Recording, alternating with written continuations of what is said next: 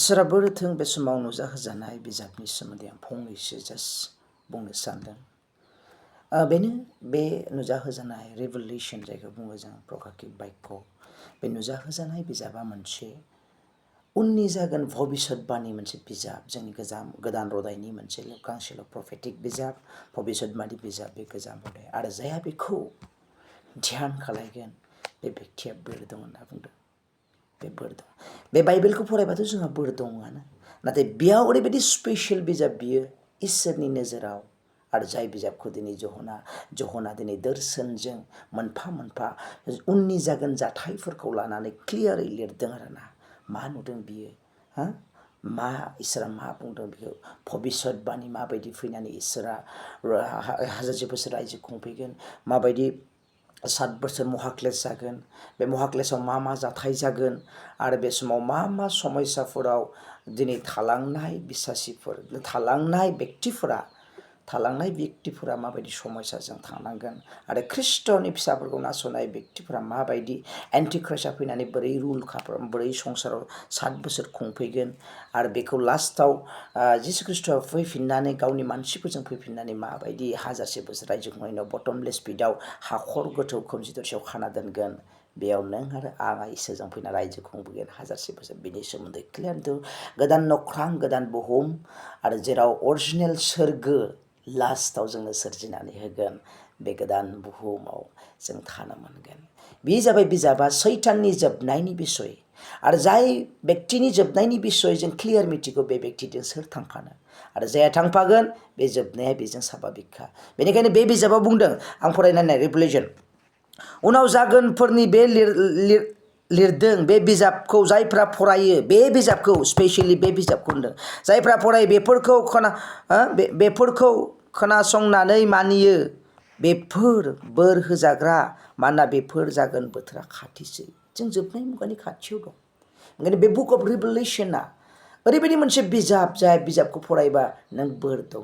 ओरैबायदि मोनसे बिजाब, बे बिजाबाव नों माबा मोनसे होदेरोब्ला, माबा मिसआन्डारस्टेन्डिं माबा मोनसे बुंफ्लाङोब्ला, बुंनानै होयोब्ला, बेयावबो जोंहा मोनसे साजाबो दं।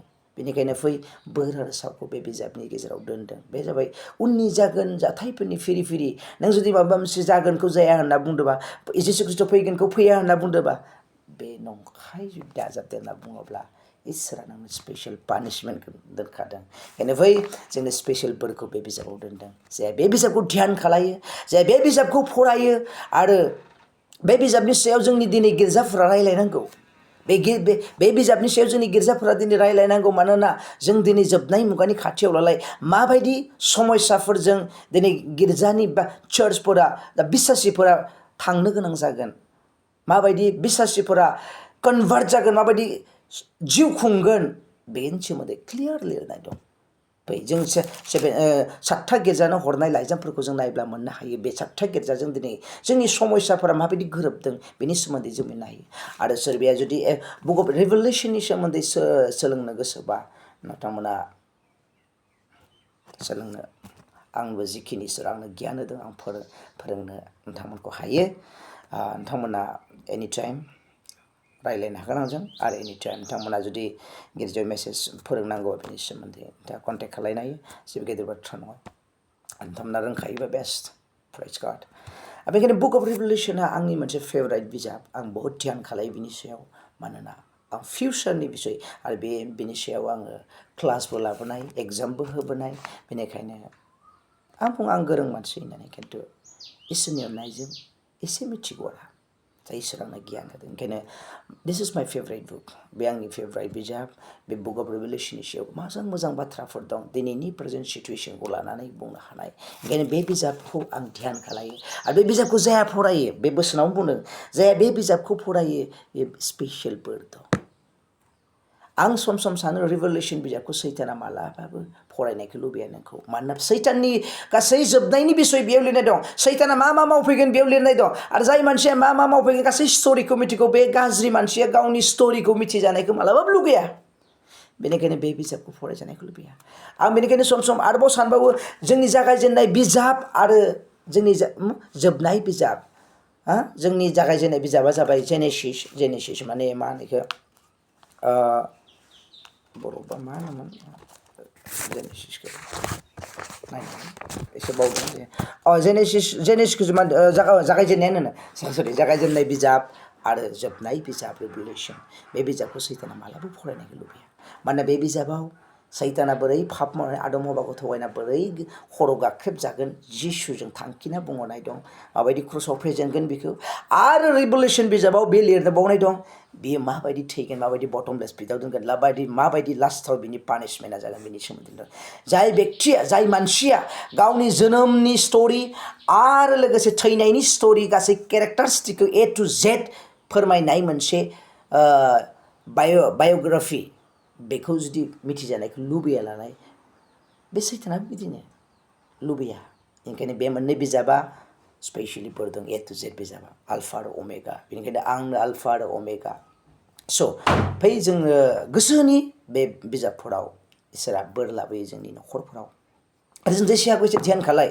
इसोरा जोंनो बोर होगोन जोङो दिनैनि जुगा इसोरजों नांथाबनायनि सम टाइम गैया बिदि जानला मोनला बेरायलाबायनानै जानला मोनला बिजि जानला मोनला टाइमफोरखौ स्पेन्ड खालायनाय मबाइल फेसबुक माबा माबिफोराव बिदि सम गैया जोंहा सम बिदि जुदि नोङो जुदि समखौ हंगारोब्ला नोङो सानसे मिथिगोन माबायदि अबस्थायाव जिउ खुंनानै दं ख्रिस्ट'नि रायजोआव थांनोबा त्याग life sacrifice must be important in life त्याग इसोरा माखौ गारनो होदों इसोरनि समफोरखौ नों माबायदि गारदों बेनि सोमोन्दै ओंखायनो जोंनि बे त्याग लाइफआ इम्पर्टेन्ट इउटार्न लाइफआ इम्पर्टेन्ट नट अनलि सरि माबा मोनसे मावबाय सरि बिफैबाय माबा मोनसे मावबाय सरि बिफैबाय माबा मोनसे मावबाय सरि बिफैबाय बे दिन बाय दिन समफोरखौ बिदि एंगारनायखौ इसोरा लुबैयाखै इसोरा लुबैदों इउटार्न लाइफ आपसाइड डाउन जाय ख्रिस्ट'नियाव बे गोजामा थांना गोदान जिउ खुंनायखौ रायजो थानायखौ ख्रिस्ट'आ लुबैदों ओंखायनो आंनि आंगोफोर फै इसोरा बोर होथों बे बुक अफ रेभेलेसनखौ जों जाहाथे ध्यान खालायनानै दिहुननो हायो इम्पर्टेन्टखौ आरो नोंथांमोना सोलोंनो गोसोबाथाय बुक अफ रेभेलेसननि सोमोन्दै जुदि सेमिनार बा मोनसे जिखुनु सोलोंनो गोसोबाथाय नोंथांमोना आंखौ लोगो हमनो हागोन आंनि रुमाव आंनि न'आव फैनो हागोन आं बुक अफ रेभेलेसननि सोमोन्दै क्लियार मोनसे जिखिनि इसोरानो गियान दं बेखिनिखौ बुंनो हायो आरो जिखिनिखौ जोंनो फोथायनायाव स्ट्रं जानायाव नांगौ सैताननि एटलिस्ट माने सम्पुर्ण नेकेट खालायनो हानाय केपासिटिया बुक अफ रेभेलेसनाव जितु दं आं बेखिनिखौ बुंनो हायो आरो ओंखायनो इसोरा बोर होथों खोनासंग्रा बुंग्रा साफ्रोमबो दिननिफ्राय जों ध्यान खालायनि बाइबेल फरायनि मानोना बे बाइबेलाव रोखा लिरनाय दं आं बुङा बाइबेलखौ जेब्ला जों फरायगोन ध्यान होगोन सम होगोन नोंनियावबो बे स्ट्राइक जागोन इसोरनि गियाना ओंखायनो फै इसोरा बोर होथों बे गुसुं बोसोरनि सायाव इसोरनि जिउआ जों साफ्रोम थाङो दिनै जोङो बे प्रकाकिक बाक्यखौ ध्यान खालायनि बेयाव बिराद मोजां बाथ्रा दं आं बहुद मेसेज लाबोगोन बिनिफ्राय चार्चफोरनो हरनाय लाइजाम आरो बे लेखा बिथननि आरो बे 7था रोखोमनि फेम्फा सुनायाव मा जाथाय जागोन बेफोरनि सोमोन्दै आं गोबां लाबोबाय थागोन दिनैनि प्रेजेन्ट वर्ल्डजों माबायदि आरो एन्टिक्राइस्टआ बहानिफ्राय फैगोन आरो एन्टिक्राइस्टआ माबायदि 666 मार्कखौ होगोन मा सिस्टेमाव होगोन माबायदि सिस्टेमाव रुल खालायफैगोन बेबायदि गासैनि बिसय आं बुंजोबगोन आरो माबायदि मिलेनियामाव सोरबायदिफोरा जोंनि बिश्वासिफोरा फैनानै रायजो खुंफैगोन इसोरजों लोगोसे बेखौ जों बुङो आरो इसोरा माबायदि फैनानै बिश्वासिफोरखौ आरो थैनानै थांनायफोरखौ जोमैयाव फैनानै लांफैगोन आरो जोमैयावदि सानसे जों फोथायग्राफोर आरो जाय बिलागा थैनानै थांबाय सानसे बेयाव मोनसे पस्ट पार्टि जागोन बेनि सोमोन्दैबो सम बुजुगोन माबायदि बे गासै क्लियार खोथाखौ आं नोंथांमोननो बुंगोन नोंथांमोना जुदि प्रकाकिक बाक्य नुजाहोजानाय बिजाबनि सोमोन्दै सोलोंनो गोसोबा इउ केन कन्टेक्ट मी नो प्रब्लेम आइ केन टिच इउ आं एसे फोरोंनो हायो बेनि इसोरा बोर होथों जों साफ्रोमनि जिबनाव बे मोजां इसोरनि बाक्य बे बाक्यआ जोंनि जिबनाव बोर लाबोथों आमेन